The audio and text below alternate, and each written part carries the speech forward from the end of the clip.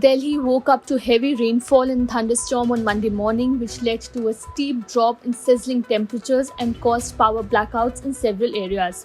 According to the statement released by the Indian Meteorological Department, surface temperature in Delhi fell 11 degrees from 29 degrees to 18 degrees between 5:40 am and 7 am on Monday.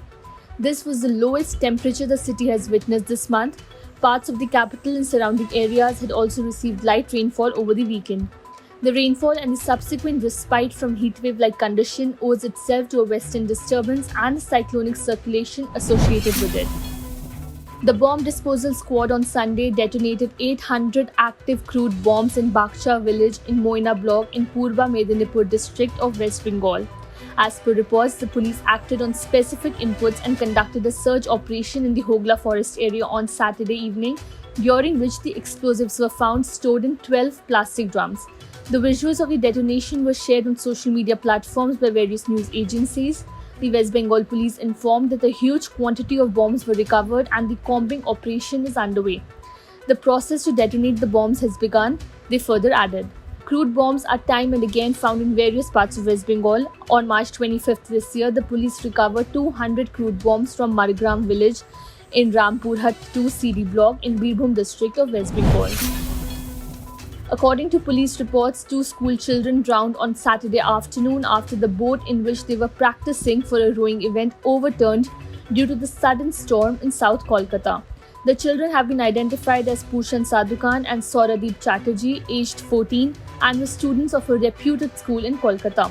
A police official reported that the kids were practicing on Sunday afternoon for the Inter-School Rowing Championship, the finals of which was scheduled to be held on Sunday. The official further added that there were many boats in the Ravindra Sarovar lake in which the students and the others were rowing, out of which all came back but one overturned, which was carrying 5 persons. 3 swam back, but the 2 kids couldn't manage and unfortunately drowned.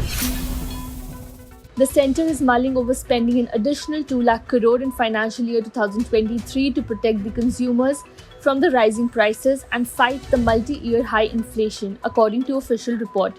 The new measures will be double the 1 lakh crore hit government revenues could take from the tax cuts on petrol and diesel, the finance minister announced on Saturday.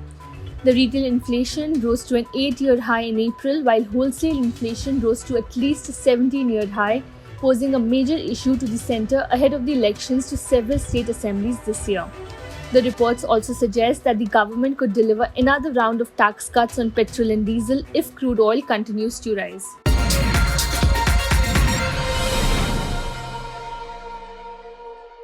Subscribe to One India channel and never miss an update.